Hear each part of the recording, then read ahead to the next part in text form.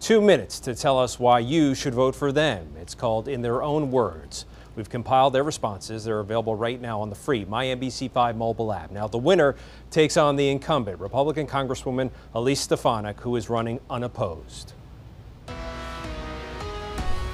We're keeping an eye on the forecast for voters heading out to the polls tomorrow. And if it's anything close to today, weather will not be a factor. NBC5 First Alert meteorologist Tyler Jankowski is in for Tom tonight. And Tyler, how's it looking for tomorrow for voting? Beautiful. It's even warmer tomorrow than it is today, but still very comfortable. Wanted to start out with a view over Jericho. This is as we went through the afternoon. Mount Mansfield there in the distance. A lot of blue sky, only a couple puffy clouds, but certainly harmless clouds. They're not producing any rain or storms or anything like that. And look at this. It is on the cool side for late June. We have 71 in Burlington, 66 in Montpelier, 68 in St. Jay, and 64 in Saranac Lake.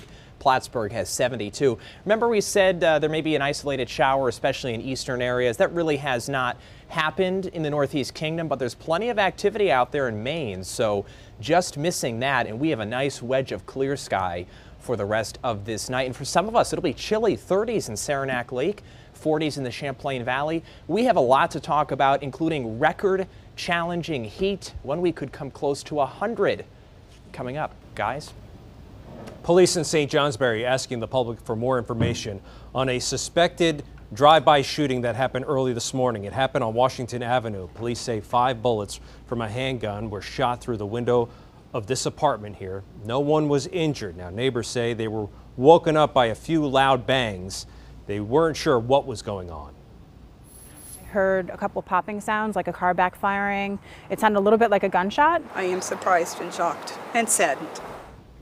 Police say this is normally a very safe neighborhood. NBC5 did try to speak with the people inside that apartment, but no one was inside. Anyone with information on this shooting is asked to contact the police. Burlington police need your help. They're looking for a person of interest in a series of burglaries this month. Investigators want to talk to the man seen in this surveillance video walking towards us. Police believe he may be involved in several home burglaries in the Hills section of the city. They say some of the residents were unlocked while the suspect forced his way into others. If you recognize this suspect or have any information, you're asked to call Burlington Police. Authorities are hoping offering some cash will get more weapons off the street in northern New York. A gun buyback program is being held tomorrow in Plattsburgh. NBC5's Leanne Denyer is live at the police department with what you need to know. Leanne. Plattsburgh Police wants to help the community get rid of guns that they legally have but want to get rid of. They'll be hosting a gun buyback tomorrow at the Crate. There's no limit on how many guns you can bring by. Again, that is tomorrow at the Crate. The police chief stressed today they're not trying to take anyone's guns away. The department simply wants to give folks who don't know how to get rid of guns they don't want anymore an easy way to do so and a little pocket money for doing so. So how much should folks expect to walk away with? You'll be paid on site with a prepaid debit card, $25 for a non-working antique firearm, $50 for rifles and shotguns, $75 for handguns, $100 for assault weapons. The guns received will be inspected and then disposed of. We'll do a pretty thorough investigation to make sure that these aren't stolen, used in the commission of a crime, or any other reason that might warrant an investigation. At that point, they'll be held for a certain period of time and then they'll be destroyed. Ritter says this buyback tomorrow is all thanks to one of his offers who really took it upon himself to bring this to the community. They are collaborating with the AG's office to get this event underway. Again, it is tomorrow at the Crate Center from 9 to noon. Reporting in Plattsburgh, Leanne Denyer, NBC5 News. New York State has new regulations aimed at preventing identity theft for credit reporting agencies. Governor Andrew Cuomo announced the new rules today. For the first time, the State Department of Financial Services has oversight with credit reporting agencies operating in the state of New York. Those agencies must now register with the state, and they have to comply with the state's cybersecurity standard. The changes were made after Equifax was hacked, exposing personal information for nearly 150 million Americans. 8 million New Yorkers were impacted.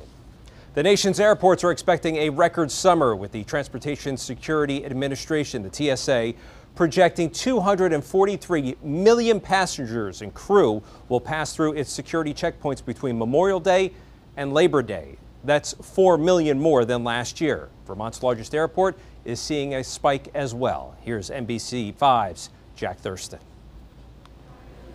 Corey Thacker made sure to get to Vermont's Burlington International Airport 2 hours before his flight to Wisconsin Monday to check in and make it through security with ease. It definitely gets you through. Sometimes you never know how long the line's going to be. The TSA and airport officials now say there's new urgency to arrive early for trips because of a spike in passengers here and around the nation. Please practice 2 hours before. We can't guarantee that you'll get on that plane if you don't. Typically, the airport sees around 10 or 12,000 departures a week. But this summer, BTV's bracing for record numbers. I'm talking 16,000 departures or even 18,000 a week. One of the factors driving Vermont's increase? Larger planes. Burlington used to be served by a lot of regional aircraft like these, but increasingly, the airlines are landing their own mainline jets here, especially for early morning flights. And some of those can hold twice the number of passengers as the smaller regional carriers. The load factors that are put on TSA are abnormal or much different than what we've had in years past. The TSA is also reminding people that summer months tend to see more families traveling, which can slow down lines. And with July 4th next week, the administration's asking you to not pack fireworks. Simple sparklers are considered fire hazards. Even when it goes through this machine, it goes through your checked baggage, it's not legal to bring through. It's up this way, okay? He added that extra workers are coming online to handle the uptick in travelers. At the Burlington Airport, Jack Thurston, NBC5 News. Fiery rescue next at 5. Incredible video of residents pulling a pilot from his burning plane. Plus, if you didn't have a smartphone, could you read a paper map? See how one man is using chalk to help kids learn the old-fashioned way. And recreational marijuana is about to become legal in Vermont. New at 5:30, what you need to know about changes to the law and how you'll be impacted. You're watching NBC5 News.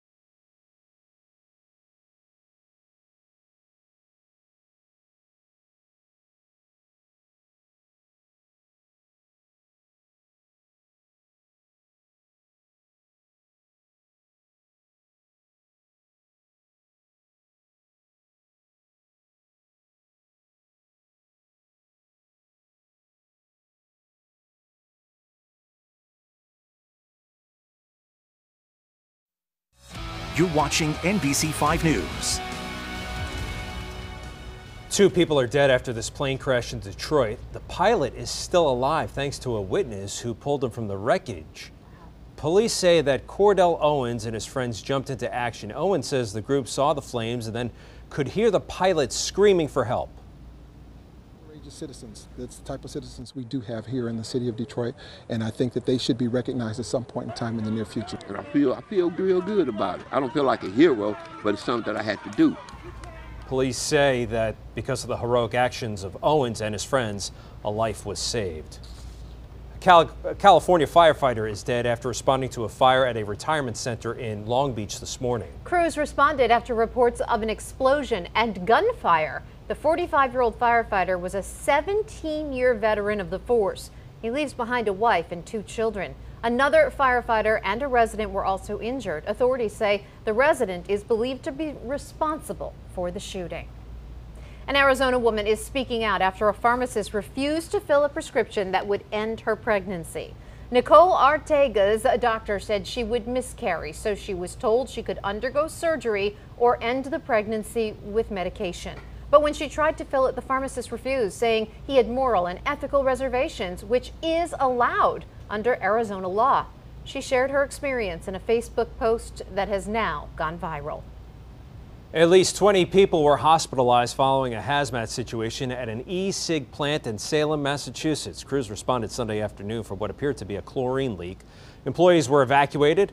The state's hazardous materials team responded. When employees were let back inside, they began complaining of nausea, vomiting, and burning eyes and difficulty breathing. It's not clear yet what exactly caused the illness. A plane crashed into a ditch at Orlando's executive airport before takeoff on Monday. Officials say the plane didn't have enough airspeed before it tried to take off. 4 people were on the plane when it happened. No one was injured in the accident. Hazmat crews were also on scene for a minor fuel leak. These days, when people need directions, most turn to an app on the smartphone. But what if your phone died? Would you know how to read a paper map? The chances are even slimmer that your kids would. As Jerry Gretzinger reports, one man with an incredible talent is working to change that. Jim Mancuso likes to doodle, not mindless squiggles, but maps of the U.S., drawn to scale and nearly perfect every time. It goes all the way back to 1965 when I was only 7 years old. That's when his parents bought him this, a United States map puzzle, launching a lifelong fascination. I began to take these pieces out and trace them and make my own drawn maps that way. After years of tracing, Jim went freehand. He got better and faster. How long does it take you to draw something like this on a sheet of paper? Less than 10 minutes. When he had kids, he wanted to use his cartography skills to teach them their geography, but on a larger scale. So he moved his maps from paper to pavement, even the beach. And I won the sand sculpture contest there one year. The glory days for Jim. These things, smartphones, are making maps relics of the past, and he says kids are missing out. They're so dependent this way on the GPS that they're just getting the information they need for that moment. What states are these? So Jim decided to bring the big picture to them. When you were studying the regions, did you study the New England region? Make Maps Matter is the name of Jim's school assembly program. He's been around the